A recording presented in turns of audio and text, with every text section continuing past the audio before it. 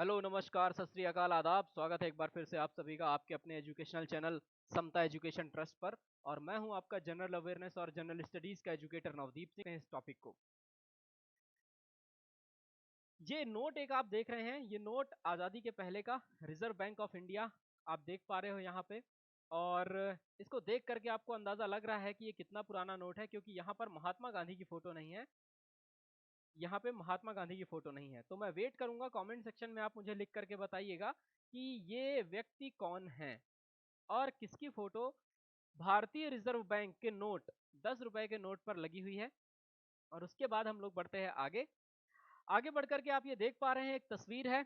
Historically अगर हम इन लोगों को देखें, रिजर्व बैंक ऑफ इंडिया की स्थापना हुई थी सन 1935 में, लेकिन उस समय पर यह एक प्राइवेट इंस्टीट्यूशन हुआ करता था।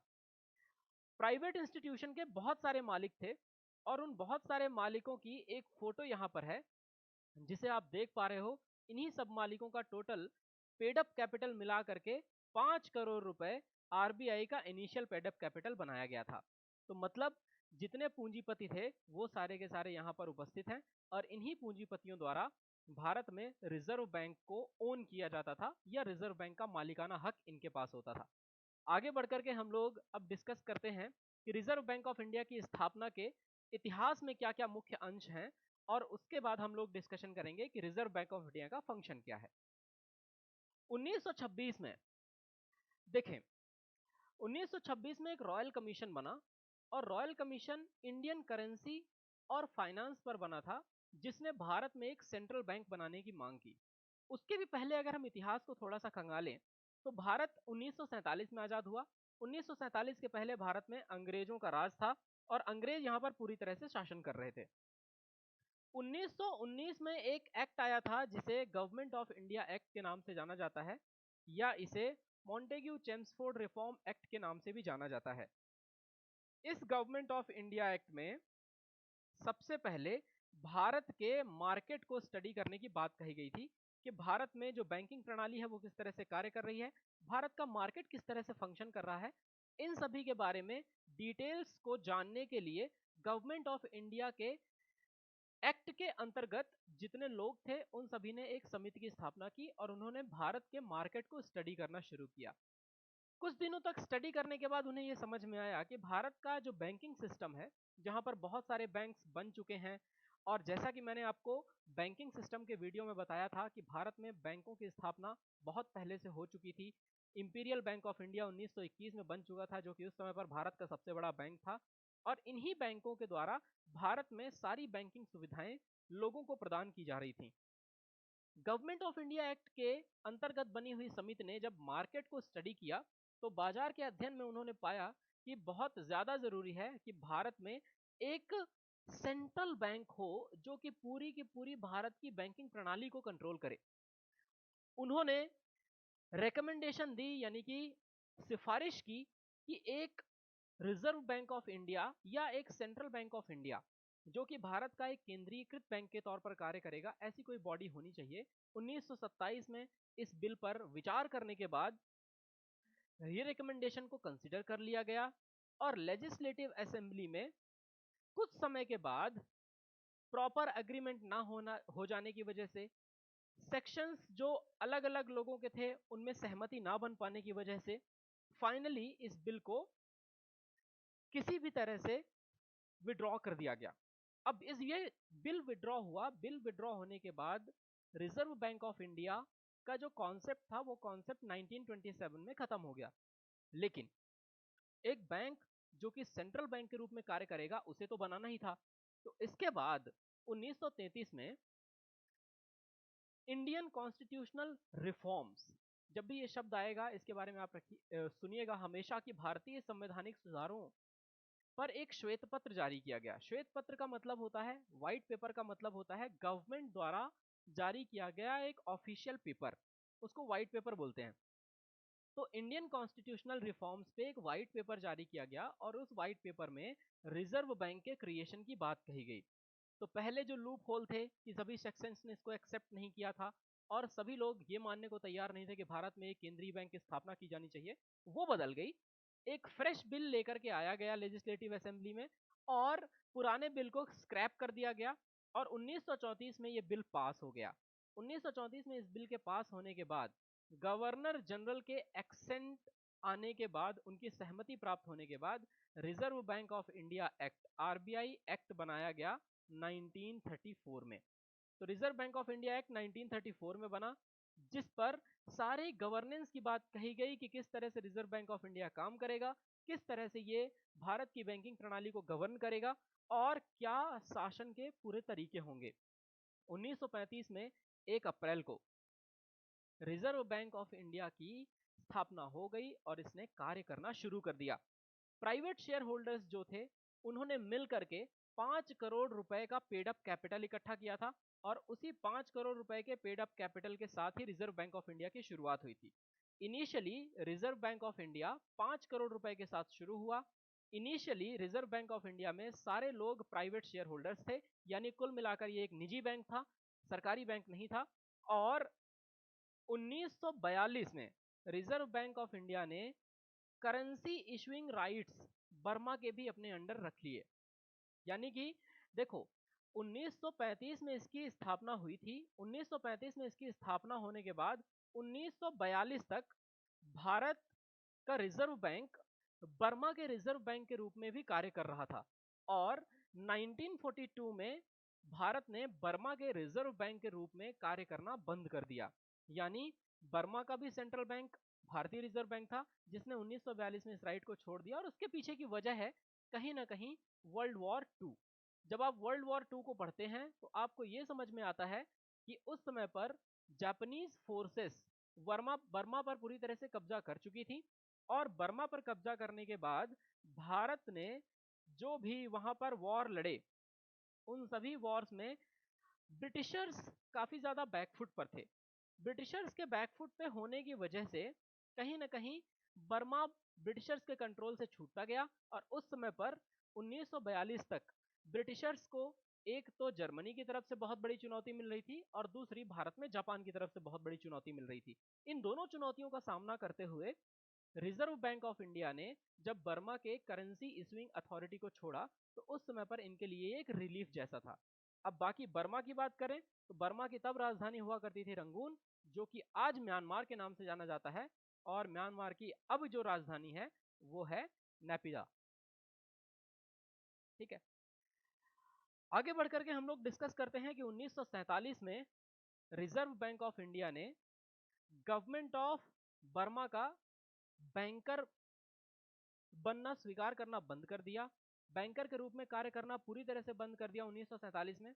और 1948 में जितनी भी central banking services reserve bank of India की तरफ से पाकिस्तान को दी जा रही थी, क्योंकि उस समय पर रिजर्व बैंक ऑफ इंडिया न सिर्फ बर्मा के रिजर्व बैंक के रूप में बल्कि पाकिस्तान के भी सेंट्रल बैंक के रूप में काम कर रहा था, तो रिजर्व बैंक ने पाकिस्तान को भी केंद्रीय बैंकिंग सेवाएं प्रदान करनी बंद कर दी। और अब आते हैं 1949 पे। 1949 1 जनवरी 1949 को गवर्नमेंट ऑफ इंडिया ने, भारतीय सरकार ने रिजर्व बैंक को रिजर्व बैंक एक्ट 1948 के अंतर्गत रखा, जिसमें यह बात कही गई थी ट्रांसफर ऑफ पब्लिक ऑनरशिप। यानी कि जितने लोगों की ये ऑनरशिप हुआ करती थी उनको सबको फ्री करके भारतीय सरकार ने पूरी तरह से रिजर्व बैंक को अपने अंडर कर लिया। रिजर्व बैंक ऑफ इंडिया अब भारतीय सरकार का बैंक था और ये पूरी तरह से नेशनलाइज्ड था, यानी राष्ट्रीयकृत था। आगे बढ़कर के हम लोग डिस्कस करें कि जो रिजर्व बैंक ऑफ इंडिया का सेंट्रल ऑफिस है वो अभी भी मुंबई में है, यानी इसका हेडक्वार्टर्स मुंबई में है और इसके 27 अलग अलग डिपार्टमेंट्स हैं। ये डिपार्टमेंट पॉलिसीज को फ्रेम करते हैं उनके रिस्पेक्टेड वर्क एरियाज में और साथ ही साथ सीनियर ऑफिसर्स जो भी हैं वही चीफ जनरल मैनेजर तक की रैंक के यहाँ पर इस पूरे डिपार्टमेंट्स को हेड करते हैं। तो बेसिकली अब अगर आप देखना शुरू करें कि रिजर्व बैंक ऑफ इंडिया, तो रिजर्व बैंक ऑफ इंडिया के जो ऑफिसेस हैं उन ऑफिसेस में एक तो इसके जोनल ऑफिसेस हैं, जोनल ऑफिस इसके 4 हैं और वो चारों महानगरों में, यानी मुंबई, दिल्ली, कोलकाता और चेन्नई में। और इसके बाद रिजर्व बैंक ऑफ इंडिया के जो लोकल ऑफिसेस हैं उन लोकल ऑफिसेस और रीजनल ऑफिसेस की अगर हम गिनती करें तो वो भी बहुत से हैं, और आप मुझे कमेंट सेक्शन में लिख करके बताएंगे कि रिजर्व बैंक ऑफ इंडिया के लोकल और रीजनल यानी इसके क्षेत्रीय ऑफिसेस की कितनी गिनती है। तो मुझे बताइएगा कमेंट सेक्शन में। और अब हम लोग आगे बढ़ते हैं और डिस्कस करते हैं कि रिजर्व बैंक ऑफ इंडिया के इतिहास में किस तरह से परिवर्तन हुए और उसके बाद रिजर्व बैंक ऑफ इंडिया किस तरह से कार्य करना शुरू करता है। ये देख सकते हो आप, आरबीआई की हिस्ट्री को जब हम स्टार्ट करते हैं तो रिजर्व बैंक ऑफ इंडिया एक सेंट्रल बैंक है और साथ ही साथ इसकी सुप्रीम मॉनेटरी अथॉरिटी है। मॉनेटरी अथॉरिटी कहने का मतलब कि जितना भी मुद्रा के अंतर्गत कार्य होता है वो सारा का सारा रिजर्व बैंक ऑफ इंडिया ही देखता है। इसके नीचे शेड्यूल्ड बैंक्स, शेड्यूल्ड और नॉन शेड्यूल्ड बैंक्स की दोनों की श्रेणी है। इस श्रेणी में सबसे पहले कमर्शियल बैंकों की श्रेणी है और दूसरा कोऑपरेटिव बैंकों की श्रेणी है। इसमें कमर्शियल बैंक में फॉरेन बैंक्स भी हैं, कमर्शियल बैंक में रीजनल रूरल बैंक्स भी हैं और कमर्शियल बैंक के ही हिस्से पब्लिक सेक्टर बैंक्स यानी कि जो स्टेट बैंक ऑफ इंडिया और बाकी नेशनलाइज्ड बैंक्स हैं वो भी, और साथ ही साथ प्राइवेट सेक्टर बैंक्स भी हैं जिनमें से कुछ ओल्ड बैंक्स हैं और कुछ न्यू बैंक्स हैं। तो ओल्ड और न्यू की जो स्थापना है वो कुछ इस तरह से मानी जाती है कि जो 1991 के बाद स्थापित होने वाले बैंकों की श्रेणी है उसमें कौन से ओल्ड और कौन से न्यू हैं। इस तरह से कोऑपरेटिव बैंक यानी सहकारी बैंकों की जो श्रेणी है उसमें अर्बन कोऑपरेटिव और स्टेट कोऑपरेटिव बैंक्स हैं जिनके बारे में मैंने आपको बताया था कि एससीबी, डीसीसीबी, पीएसीएस यानी state cooperative bank, district central cooperative bank, primary agriculture credit societies. वहीं स्टेट कोऑपरेटिव बैंक्स के बारे में भी मैंने आपको डिस्कस किया था कि स्टेट कोऑपरेटिव बैंक्स में भी इसी तरह से श्रेणी बटी हुई है। ठीक है, तो होप अब आपको ये पता चल रहा होगा कि reserve bank of India Bharat की बैंकिंग प्रणाली को पूरी तरह से कंट्रोल करता है और इसके बारे में ऑलरेडी हमने हमारे बैंकिंग हिस्ट्री और बैंकिंग स्ट्रक्चर के लेक्चर में बात कर चुके हैं। ये देखिए रिजर्व बैंक ऑफ इंडिया का एक पत्र जिसमें लिखा हुआ है कि कैपिटल इसका 5 करोड़ रुपए है। ठीक है, और 100 लोगों में ये 5-5 लाख रुपए का शेयर पूरी तरह से डिवाइड किया गया है और 5-5 लाख रुपए डिवाइड करने के बाद 100 लोगों से मिला करके 5 करोड़ रुपए इकट्ठा किए गए हैं। ये भारतीय रिजर्व बैंक का लोगो है जिस लोगो में आप देख सकते हैं कि एक तरफ है टाइगर यानी ये रॉयल बंगाल टाइगर है और दूसरी तरफ है ताड़ का पेड़, ताड़ जिसे आप लोग नॉर्मली पाम के नाम से जानते हैं। तो इस तरह से आपको थोड़ी थोड़ी जानकारियां ये भी रखनी है कि रॉयल बंगाल टाइगर और ताड़ का पेड़ ये दोनों ही रिजर्व बैंक ऑफ इंडिया के लोगों में हैं। आगे बढ़ करके अगर हम रिजर्व बैंक ऑफ इंडिया की हिस्ट्री को थोड़ा सा खंगालें तो मैंने कहा था कि 1926 में 1926 में रॉयल कमीशन ने इंडियन करेंसी और फिनांस पर एक कमीशन बनाया था जिसका नाम था हिल्टन यंग कमीशन। अब देखिए ये कमीशन का नाम था Hilton young commission because it was headed by Hilton young. Hilton young commission ने रेकमेंड किया था कि सेंट्रल बैंक इंडिया का एक सेपरेट होना चाहिए जिसके पास करेंसी को कंट्रोल करने के, क्रेडिट फॉर्मेशन के और गवर्नमेंट के साथ साथ बैंकिंग फैसिलिटीज पूरे कंट्री में प्रोवाइड करवाने के ऑप्शंस होने चाहिए। जब इसके बारे में पहली बार बात की गई तो सबसे पहले तो इस रिपोर्ट को नकार दिया गया था लेकिन बाद में इस रिपोर्ट को शामिल किया गया, इस रिपोर्ट पर हामी भरी गई और उसके बाद एक बिल, फ्रेश बिल लेकर के आया गया जिसे पास किया गया। Reserve bank of India act 1934 में आया जिसने रिजर्व बैंक की स्थापना भारत में की और भारत में 1935 1 अप्रैल से आरबीआई ने अपने ऑपरेशन शुरू कर दिए। रिजर्व बैंक का जो रोल और फंक्शन है वो बहुत सारे न्यूमरस चेंजेस के अंडर वेंट गया, मतलब कि बहुत सारे बदलाव उसमें हुए। इंडियन इकोनॉमी, फाइनेंशियल सेक्टर, मतलब भारत की जो भारतीय अर्थव्यवस्था है और जो यहाँ पे वित्तीय क्षेत्र है इसमें बहुत सारे बदलाव रिजर्व बैंक ऑफ इंडिया की तरफ से देखने को मिले हैं। तो उनके बारे में भी हम चर्चा करेंगे। बट साथ साथ मैं आपको ये भी बता देता हूँ कि बहुत सारे कारण थे जिस कारण इस सेंट्रल बैंक का निर्माण किया गया और उन बहुत सारे कारणों की अगर हम बात करें तो बहुत सारे कारणों में सबसे पहले पहले छोटे छोटे कारणों में ये है कि कॉमन करेंसी एक लगानी थी। कॉमन करेंसी कहने का मतलब ये कि हो सकता है एक एरिया में कोई और करेंसी चल रही हो और दूसरे एरिया में कोई और करेंसी चल रही हो। जैसे जब भी आप बात करते हैं यूरोप की तो यूरोप के देशों ने साथ में मिलकर के एक यूरोपियन यूनियन बना रखा है और इस यूरोपियन यूनियन में जितने भी देश शामिल हैं उन सभी देशों ने एक कॉमन करेंसी को अडॉप्ट कर लिया है जिसे यूरो कहते हैं। यानी अगर आप यूरोप के अंदर यूरोपियन यूनियन के देशों में विजिट करते रहेंगे तो आप एक ही वीजा से विजिट कर सकते हैं और उसके साथ साथ आपको एक ही करेंसी यूरो खर्च करनी पड़ेगी जो कि हर जगह चलती है। तो ये बहुत अच्छी बात है। इसके साथ साथ देखिए, जो रुपी कॉइन थे, रुपी कॉइन यानी सिक्कों की बहुत अलग अलग तरह की टाइप्स बाजार में मौजूद थे। इनकी सर्कुलेशन में डिफरेंट डिफरेंट वैल्यू थी, क्योंकि तब बंगाल राज्य अलग हुआ करता था, मद्रास राज्य अलग हुआ करता था, बॉम्बे राज्य अलग हुआ करता था, राजपूताना स्टेट्स अलग थे, पंजाब स्टेट्स अलग थे, और उन सभी स्टेट्स के अपनी अपनी जो स्टेट की करेंसी है, उस करेंसी के हिसाब से अगर भारत चलता तो उन सबके वैल्यूएशन अलग अलग होते और उन्हें सर्कुलेशन में लाने में बहुत ज्यादा प्रॉब्लम होती। तो बाद में गवर्नमेंट ने इस चीज को चेंज किया और उस समय पर ब्रिटिश सरकार ने स्टैंडर्ड कॉइन लाने का सिस्टम लाया।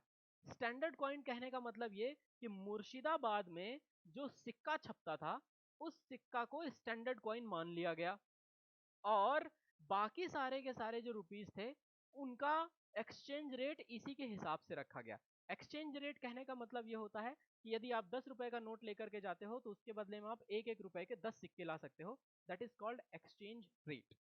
ठीक है, अब इसके साथ साथ आपको ये भी देखना है एक्सचेंज रेट में कि वैल्यू क्या है। वैल्यू कहने का मतलब हो सकता है कि एक कोई सिल्वर कॉइन हो जिस सिल्वर कॉइन की वैल्यू अपने आप में ही 100 रुपए हो, और एक कोई नॉर्मल कॉइन हो या कॉपर कॉइन हो जिसकी वैल्यू अपने आप में ही 2 रुपए हो।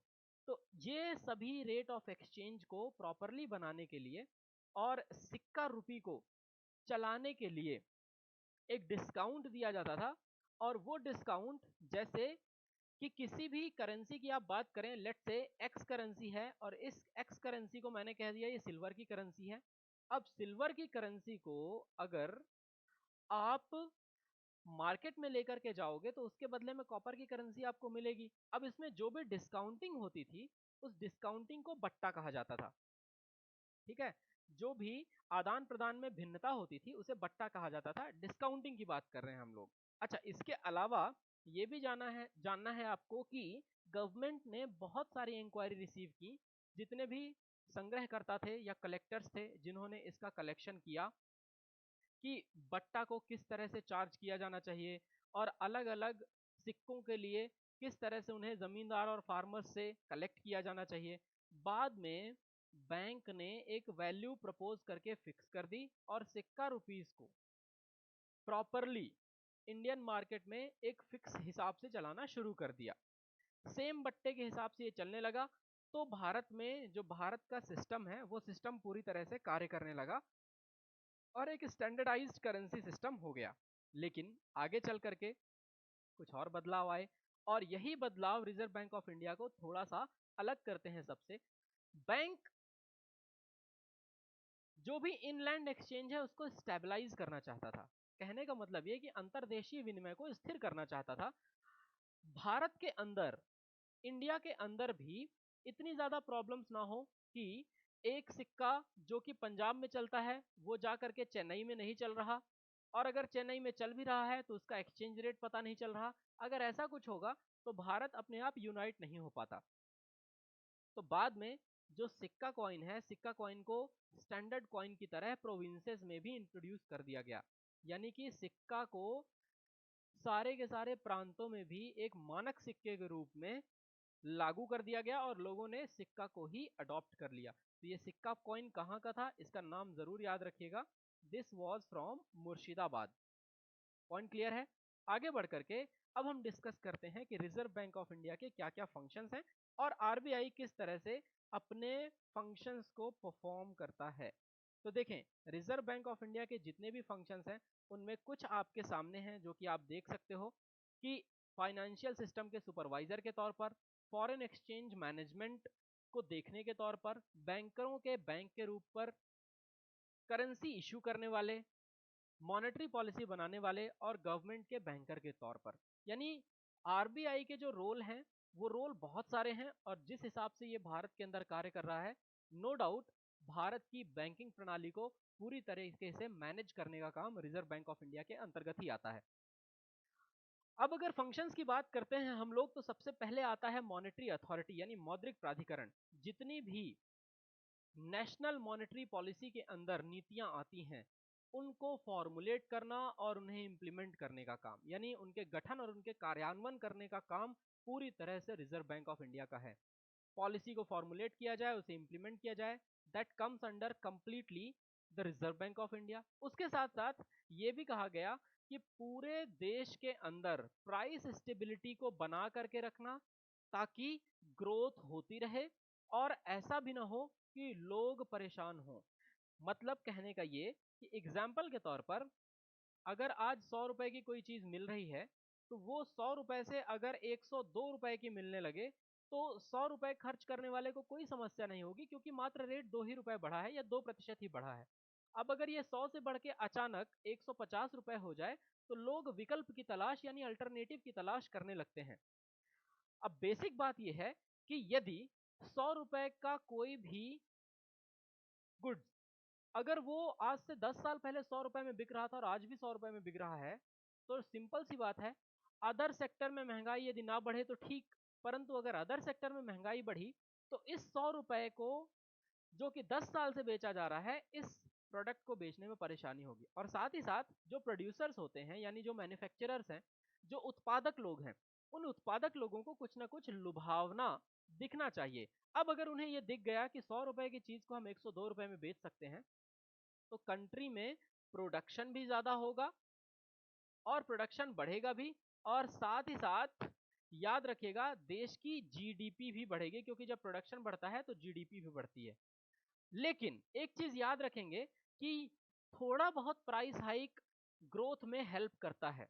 अगर थोड़ा बहुत कीमतों में वृद्धि हो तो वो विकास में मदद करती हैं, परंतु अगर यदि वृद्धि कुछ इस तरह से हो कि 100 रुपए से चीजें सीधे 150 रुपए में मिलने लगे, तो ना तो प्रोडक्शन बढ़ेगा, और अगर प्रोडक्शन बढ़ भी जाएगा तो कोई उसे खरीदने वाला नहीं होगा, क्योंकि लोग विकल्प की तलाश करने लगेंगे। एग्जाम्पल के तौर पर अगर मैं ये कहूँ कि 100 रुपए में मान लीजिए कोई एक साबुन मिलती है, जिस साबुन को लोग लगाते हैं, कोई दिक्कत नहीं, और अगर वही साबुन का रेट 150 रुपए हो जाए, तो लोग साबुन बदल देंगे, परंतु 150 रुपए उसके लिए खर्च नहीं करेंगे। यही ग्रोथ को मेंटेन करना और प्राइस स्टेबिलिटी को बना करके रखना, कि प्राइस में सबसे कम फ्लक्चुएशन हो। ठीक, प्राइस में सबसे कम फ्लक्चुएशन हो, इस हिसाब से कार्य करना। रेगुलेटरी और सुपरवाइजर के रूप में कार्य करना, यानी कि जितने भी बैंक और फिनेंशियल इंस्टीट्यूशंस हैं, उन सभी के ऑपरेशंस को बैंकिंग और फिनेंशियल सिस्टम फंक्शन के हिसाब से चलाना।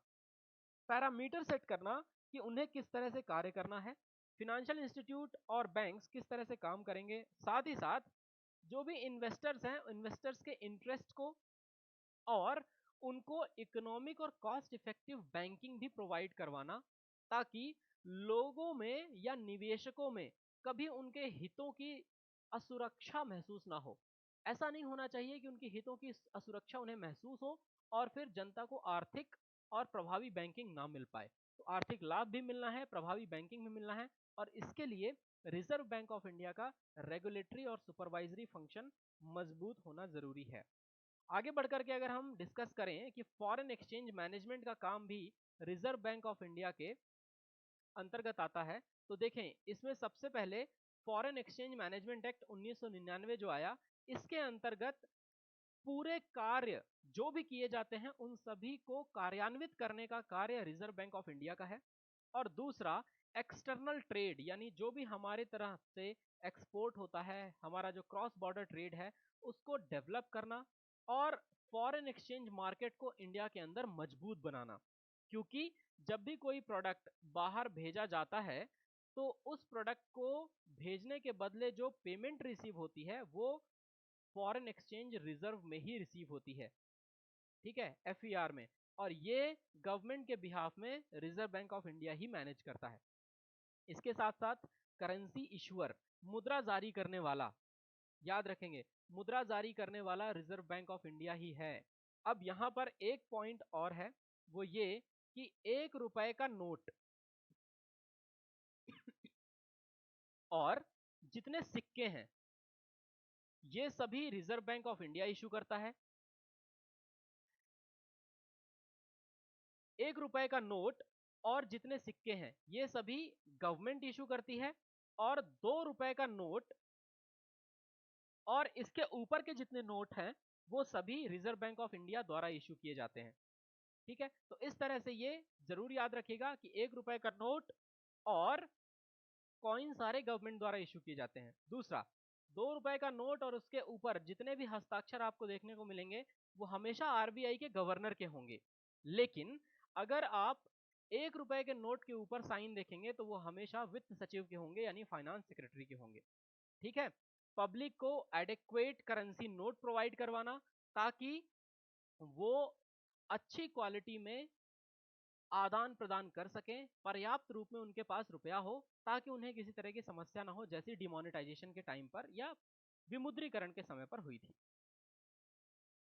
डेवलपमेंटल रोल बहुत बड़ा है रिजर्व बैंक ऑफ इंडिया का, क्योंकि जितने प्रमोशनल फंक्शंस हैं नेशनल बैंकिंग को सपोर्ट करने के लिए, फिनेंशियल ऑब्जेक्टिव्स को अचीव करने के लिए, उन सभी का प्रचार प्रसार करना और उन प्रमोशनल फंक्शंस को परफॉर्म करने का काम रिजर्व बैंक ऑफ इंडिया के अंतर्गत ही आता है।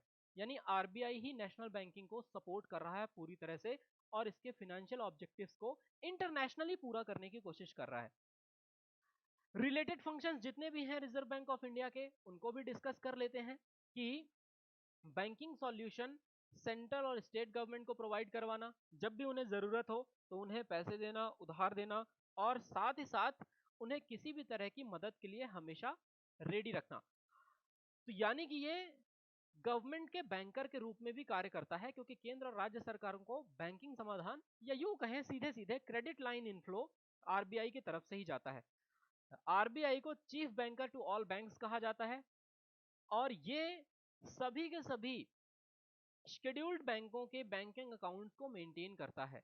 अब शेड्यूल्ड बैंकों के बैंकिंग अकाउंट्स के बारे में जब भी हम लोग पढ़ेंगे तो that will be the part of monetary policy, और उन पर किस तरह से रिजर्व बैंक ऑफ इंडिया ने अपने अलग अलग नीतियों के तहत उन्हें नियमित किया है, उन्हें निगमित किया है, ये सब कुछ भी हम लोग मॉनेटरी पॉलिसी के फंक्शन में ही पढ़ेंगे। मिंटिंग और प्रिंटिंग प्रेसेस की जब भी हम बात करते हैं रिजर्व बैंक ऑफ इंडिया के बारे में, हम हमेशा याद रखें कि RBI reserve bank of India को नोट रिसीव होते हैं 4 करेंसी नोट प्रिंटिंग प्रेस से, जिनमें से 2 currency note printing press government of India की हैं और जो बाकी 2 हैं वो रिजर्व बैंक की हैं। रिजर्व बैंक की जो भी प्रिंटिंग प्रेस हैं उन सभी को BRBNML के तहत, भारतीय रिजर्व बैंक नोट मुद्रण प्राइवेट लिमिटेड के तहत ऑपरेट किया जाता है, और इसके साथ साथ जो गवर्नमेंट ऑफ इंडिया की प्रिंटिंग प्रेस हैं उन्हें SPMCIL के तहत, यानी कि security printing and minting corporation of India limited के तहत ऑपरेट किया जाता है। तो यदि हम लोकेशन देखें तो लोकेशन के हिसाब से हम देख सकते हैं कि नोट नासिक, देवास, मैसूर और सालबनी में प्रेस किए जाते हैं। नासिक का मतलब महाराष्ट्र, देवास का मतलब मध्य प्रदेश, मैसूर का मतलब कर्नाटका और सालबनी का मतलब वेस्ट बंगाल। तो आप देख सकते हैं ये अलग अलग डायरेक्शन में प्रिंटिंग प्रेसेस हैं भारत में, और इसके साथ साथ गवर्नमेंट ऑफ इंडिया का ही काम है ₹1 का नोट या कॉइन इशू करने का, और रिजर्व बैंक ऑफ इंडिया ₹2 के नोट और उसके ऊपर के सारे नोट इशू कर सकता है।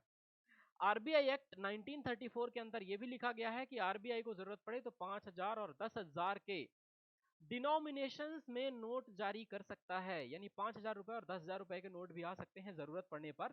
अब आइए भारतीय रिजर्व बैंक नोट मुद्रण प्राइवेट लिमिटेड के बारे में थोड़ी सी चर्चा कर लें। BRB NMPL एक कंप्लीट सब्सिडरी है रिजर्व बैंक ऑफ इंडिया की, यानी आरबीआई की एक कंपनी है ये, और इस आरबीआई की कंपनी की स्थापना हुई थी 1995 में।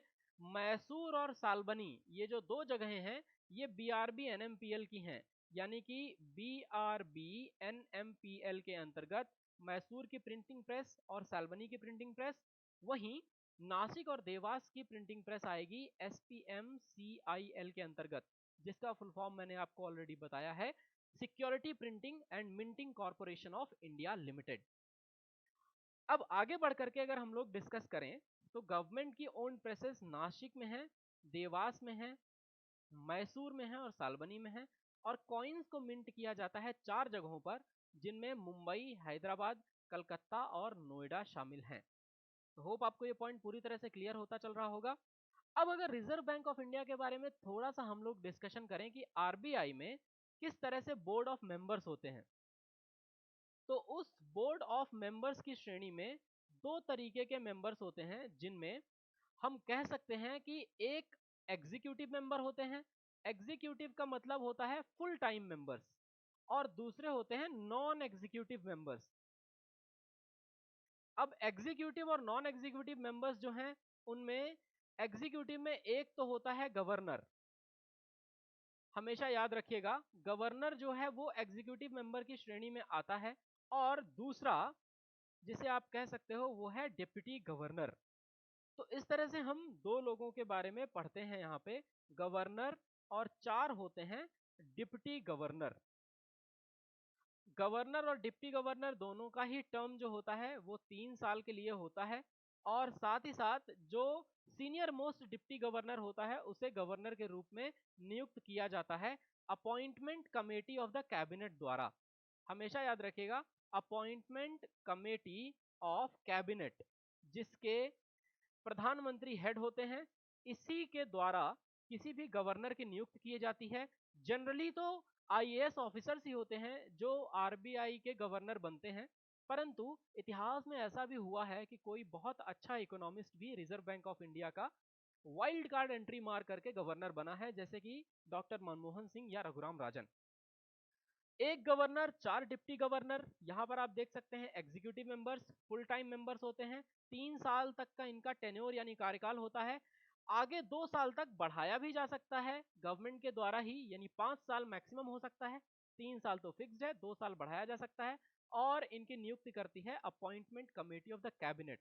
नॉन एग्जीक्यूटिव मेंबर्स की बात करें तो 4 जोनल हेड, वो जोन्स जिनके बारे में हम लोगों ने बताया आपको पहले ही कि नॉन एग्जीक्यूटिव मेंबर्स जो होते हैं नॉन परमानेंट होते हैं, और इनका कोई फिक्स्ड टेन्योर नहीं होता। दूसरा जोन के बारे में हमने आपको बताया कि बॉम्बे, दिल्ली, कोलकाता और चेन्नई, ये 4 जगह ऑलरेडी इनके जोनल ऑफिसेज हैं। तो इन जोनल ऑफिसेज में जोनल हेड्स होते हैं, और उसके बाद फाइनेंस मिनिस्ट्री के भी 2 मेंबर्स होते हैं। फाइनेंस मिनिस्ट्री के भी 2 मेंबर्स होते हैं, और 10 मेंबर्स जो होते हैं वो प्राइवेट सेक्टर से अपॉइंट किए जाते हैं, कि जो भी फिनांस में अच्छी जानकारी रखते हो वो सरकार को इस पे सहयोग देते रहें। तो कुल मिलाकर के आप देख सकते हैं 21 लोगों की ये बोर्ड ऑफ मेंबर्स की टीम होती है रिजर्व बैंक ऑफ इंडिया की, जिसका हेड होता है गवर्नर, यानी अंतिम फैसला लेने का अधिकार पूरी तरह से गवर्नर के पास होता है। तो ये रहा रिजर्व बैंक ऑफ इंडिया के बारे में एक ब्रीफ इंफॉर्मेशन जो आपके एग्जामिनेशन के लिए इंपॉर्टेंट है। Thank you very much. आप लोग वीडियो को लाइक जरूर कीजिए, कोई भी क्वेरी है आपकी तो कमेंट सेक्शन में पूछिए, इसे शेयर कर दीजिए मैक्सिमम लोगों तक, और चैनल को सब्सक्राइब कीजिए। धन्यवाद, अपना ख्याल रखिए, जय हिंद।